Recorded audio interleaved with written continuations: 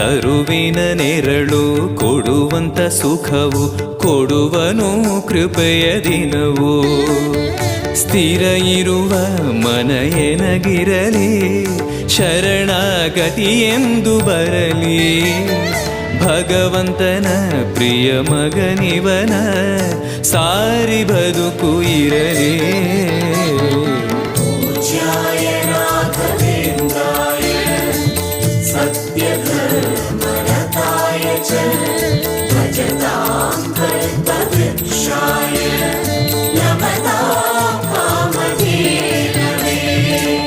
ಆಲಯವೆಂದರೆ ಮಂತ್ರಾಲಯವೇ ಬೇರೆ ನಾ ಅರಿಯಲಾರೆ.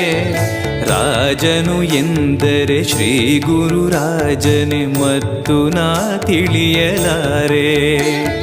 ಆಲಯವೆಂದರೆ